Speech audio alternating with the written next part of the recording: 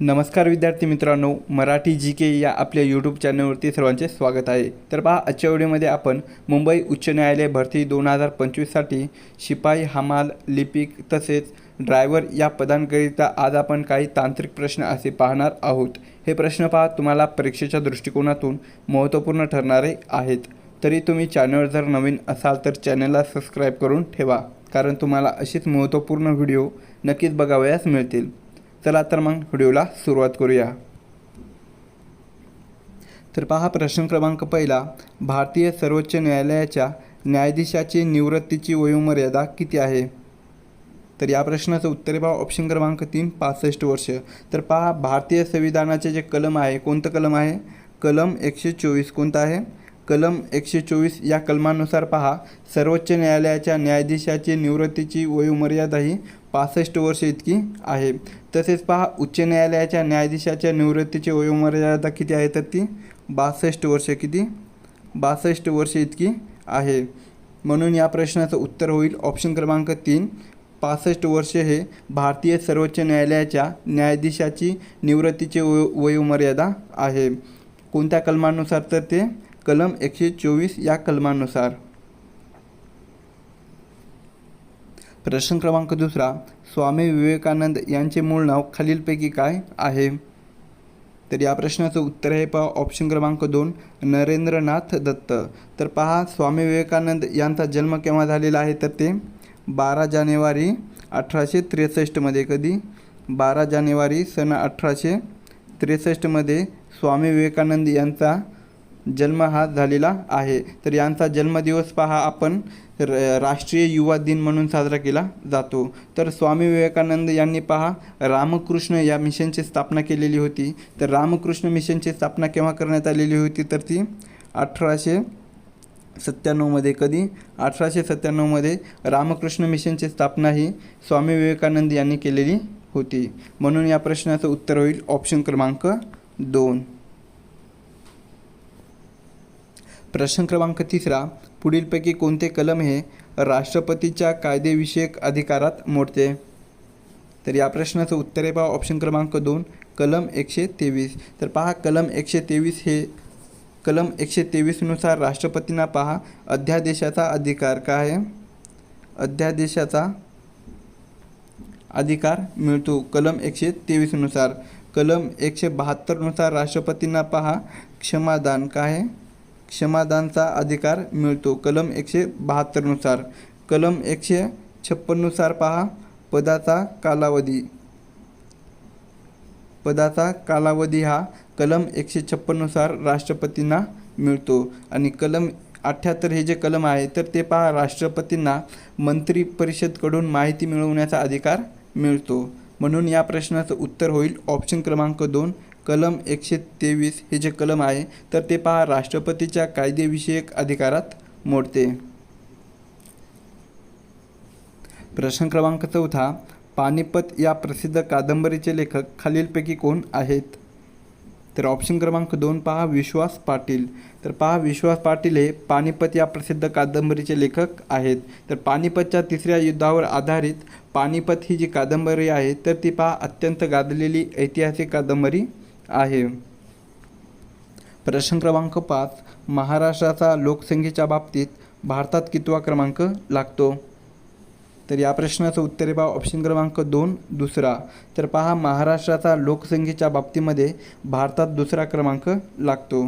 तर पहा, पहिला क्रमांक लोकसंख्येच्या बाबतीमध्ये कोणत्या राज्याचा आहे? तर ते उत्तर प्रदेश. कोणता आहे? उत्तर प्रदेश या राज्याचा लोकसंख्येच्या बाबतीमध्ये पहिला क्रमांक लागतो आणि आपल्या महाराष्ट्राचा दुसरा क्रमांक लागतो लोकसंख्येच्या बाबतीमध्ये. प्रश्न क्रमांक 6, खालीलपैकी कोणती संस्था भारतात चलन जारी करू शकते? तर या प्रश्नाचं उत्तर आहे पहा ऑप्शन क्रमांक 3, भारतीय रिझर्व्ह बँक आणि भारत सरकार. तर पहा, भारतीय रिझर्व्ह बँक म्हणजेच RBI, त्याला काय म्हणतात? RBI म्हणतात. तर भारतीय रिझर्व्ह बँक ही पहा नोटा काय आहे? भारतीय रिझर्व्ह बँक ही पहा नोटा म्हणजेच 10, 20, 50, 100 यासारख्या ज्या नोटा असतात तर ते पहा भारतीय रिझर्व्ह बँक जारी करतात.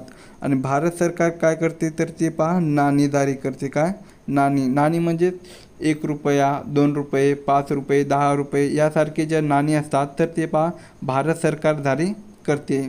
म्हणून या प्रश्नाचं उत्तर होईल ऑप्शन क्रमांक 3. भारतीय रिझर्व्ह बँक आणि भारत सरकार ही संस्था भारतामध्ये चलन जारी करू शकते. प्रश्न क्रमांक 7. लोकसभेच्या सदस्याची संख्या जास्तीत जास्त किती ठरवण्यात आलेली आहे? तर या प्रश्नाचं उत्तर आहे ऑप्शन क्रमांक 3 550.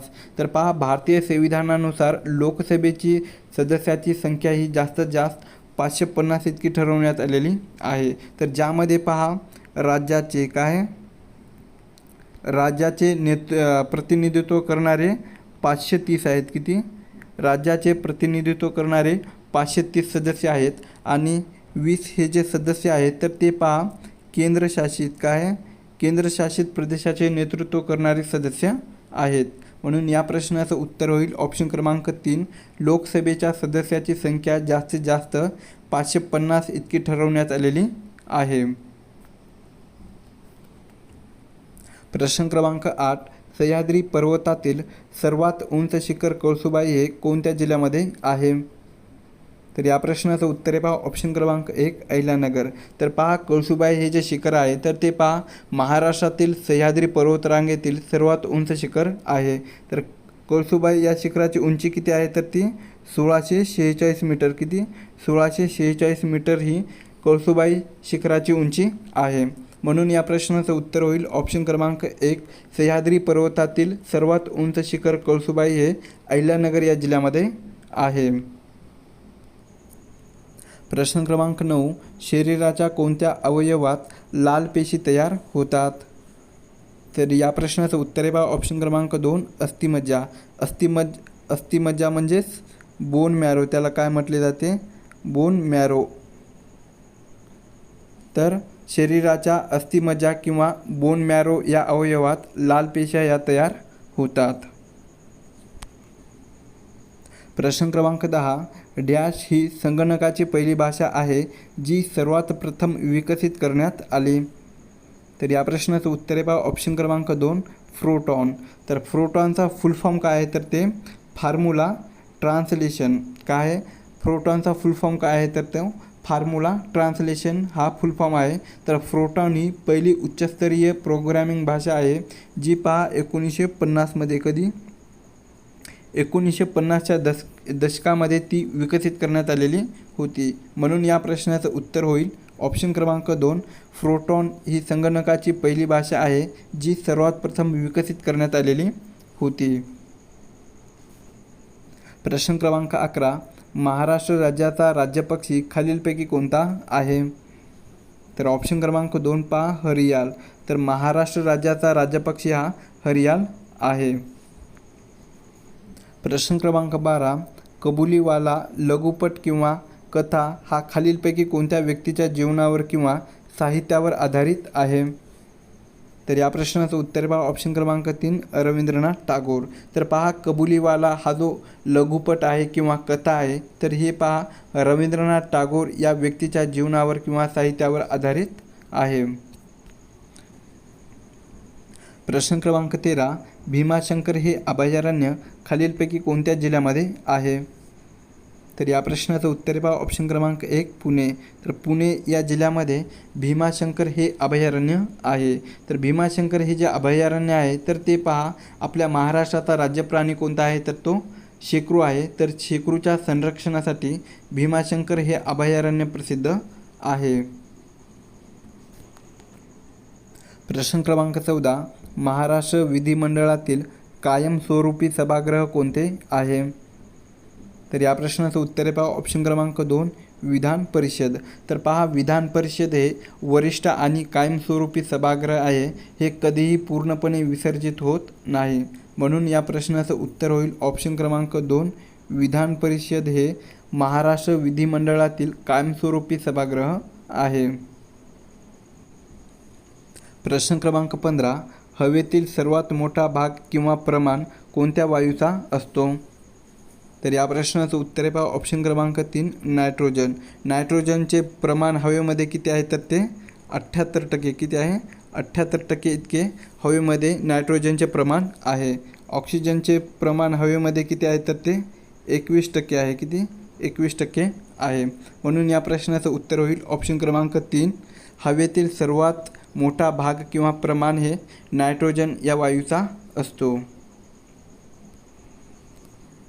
प्रश्न क्रमांक 16. जिल्हा परिषदेचे कार्यकारी प्रमुख खालीलपैकी कोण असतात? तर ऑप्शन क्रमांक 2 पहा, मुख्य कार्यकारी अधिकारी म्हणजेच CEO, त्याला काय म्हटले जाते CEO. तर जिल्हा परिषदेचे कार्यकारी प्रमुख कोण असतात तर ते मुख्य कार्यकारी अधिकारी असतात. प्रश्न क्रमांक 17. संगणकात जॉयस्टिकचा वापर हा कशासाठी केला जातो? तर या प्रश्नाचं उत्तर आहे पहा ऑप्शन क्रमांक 4, खेळण्यासाठी म्हणजेच व्हिडिओ गेम, त्याला काय म्हणतो आपण व्हिडिओ गेम असे म्हणतो. तर पहा, संगणकात किंवा कॅम्प्युटरवर व्हिडिओ गेम्स खेळण्यासाठी जॉयस्टिकचा वापर हा केला जातो. प्रश्न क्रमांक 18. मुंबई हे शहर कोणत्या प्रमुख नदीच्या काठावर वसलेले आहे? तर या प्रश्नाचं उत्तर होईल पहा ऑप्शन क्रमांक 2, मिठी. तर पहा, मुंबई हे जे शहर आहे तर ते पहा मिठी या प्रमुख नदीच्या काठावर वसलेले आहे. तर मिठी ही जी नदी आहे तर ती पहा पवई काय आहे पवई आणि विहार काय आहे पवई आणि विहार यांच्या तलावातून मिठी ही नदी उगम पावते. प्रश्न क्रमांक 19. संत्र्याची बाजारपेठ 0 माईल, भोसलेवाडा आणि मध्यवर्ती कापूस संशोधन केंद्र इत्यादीसाठी प्रसिद्ध असलेले शहर कोणते आहे? तर या प्रश्नाचं उत्तर आहे पहा ऑप्शन क्रमांक 2, नागपूर. तर पहा, संत्र्याची बाजारपेठ म्हणजेच ऑरेंज सिटी म्हणून नागपूर या शहराला ओळखले जाते. 0 माईल, तर 0 माईल म्हणजे भारताचा भौगोलिक केंद्र. तर भारताचा भौगोलिक केंद्र कोणते शहर आहे तर ते नागपूर हे शहर आहे. भोसलेवाडा आणि मध्यवर्ती कापूस संशोधन केंद्र इत्यादीसाठी प्रसिद्ध असलेले शहर कोणते आहे तर ते नागपूरच हे शहर आहे. म्हणून या प्रश्नाचं उत्तर होईल ऑप्शन क्रमांक 2, नागपूर.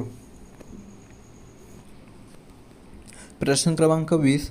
हाडात सर्वात जास्त प्रमाणात खालीलपैकी कोणता घटक असतो? तर या प्रश्नाचं उत्तर आहे पहा ऑप्शन क्रमांक 3, कॅल्शियम. तर पहा, हाडे आणि दाताच्या मजबूतीसाठी कॅल्शियम आणि फॉस्फरस हे घटक अत्यंत आवश्यक असतात. म्हणून या प्रश्नाचं उत्तर होईल ऑप्शन क्रमांक 3, हाडात सर्वात जास्त प्रमाणामध्ये कॅल्शियम हा घटक असतो.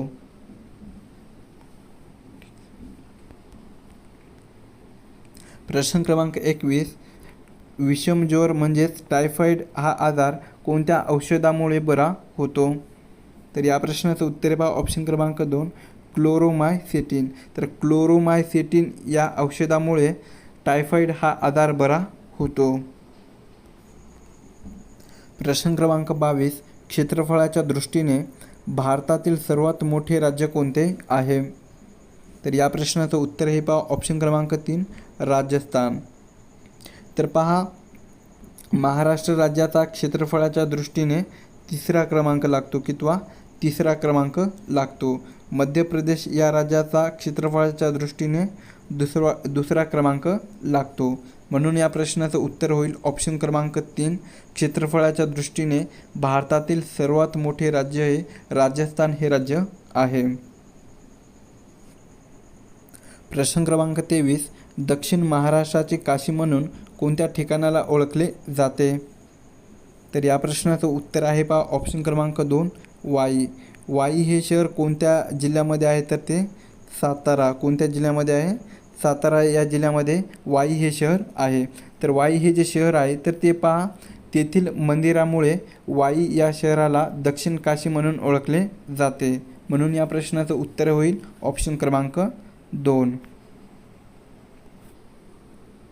प्रश्न क्रमांक 24. रक्तातील हिमोग्लोबिनचे मुख्य कार्य खालीलपैकी कोणते आहे? तर या प्रश्नाचं उत्तर आहे पहा ऑप्शन क्रमांक 2, ऑक्सिजनचे वहन. तर रक्तातील हिमोग्लोबिनचे मुख्य कार्य काय आहे तर ते फुफ्फुसाकडून ऑक्सिजन घेऊन तो शरीराच्या सर्व पेशीपर्यंत पोहोचण्याचे काम करतो. म्हणून या प्रश्नाचं उत्तर होईल ऑप्शन क्रमांक 2, रक्तातील हिमोग्लोबिनचे मुख्य कार्य हे ऑक्सिजनचे वहन करणे आहे. प्रश्न क्रमांक 25. भारताची आर्थिक राजधानी. आर्थिक राजधानी म्हणजेच सर्वात मोठे व्यापार केंद्र, त्याला काय म्हणतात? सर्वात मोठे व्यापार केंद्र. तर भारताची आर्थिक राजधानी आणि महाराष्ट्राची राजधानी खालीलपैकी कोणती आहे? तर या प्रश्नाचं उत्तर आहे पहा ऑप्शन क्रमांक 3 मुंबई. मुंबई हे भारताची आर्थिक राजधानी आणि महाराष्ट्राची राजधानी आहे. प्रश्न क्रमांक 26. हवेचा वेग मोजण्यासाठी खालीलपैकी कोणते उपकरण वापरतात?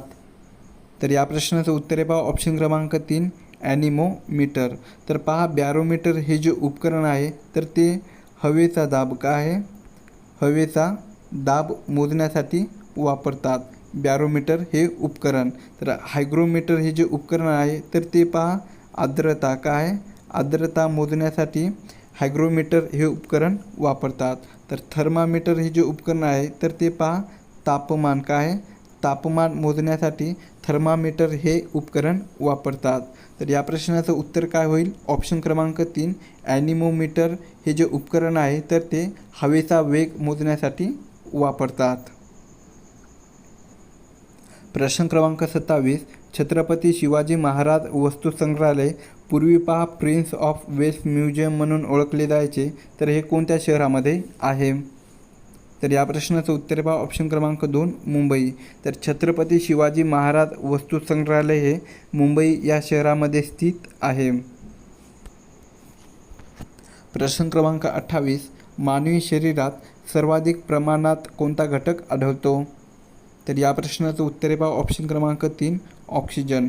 तर पहा मानवी शरीराच्या एकूण वजनापैकी 65% वजन हे ऑक्सिजनचे असते. म्हणून या प्रश्नाचं उत्तर होईल ऑप्शन क्रमांक 3 मानवी शरीरात सर्वाधिक प्रमाणामध्ये ऑक्सिजन हा घटक आढळतो. प्रश्न क्रमांक 29. प्रसिद्ध सांबर सरोवर पुढीलपैकी कोणत्या राज्यामध्ये आहे? तर ऑप्शन क्रमांक 2 पहा राजस्थान. तर राजस्थान या राज्यामध्ये प्रसिद्ध सांबर हे सरोवर आहे. तर सांबर हे जे सरोवर आहे तर ते पहा भारतातील सर्वात मोठे खाऱ्या पाण्याचे सरोवर आहे. प्रश्न क्रमांक 30. भारतीय अणुऊर्जेचे जनक म्हणून कोणाला ओळखले जाते? तर या प्रश्नाचं उत्तर आहे पहा ऑप्शन क्रमांक 2 डॉक्टर होमी भाभा. तर पहा भारतीय अणुऊर्जेचे जनक म्हणून डॉक्टर होमी भाभा यांना ओळखले जाते. तर डॉक्टर होमी भाभा यांनी पहा भारताच्या अणुऊर्जा कार्यक्रमाचा पाया हा रचलेला होता.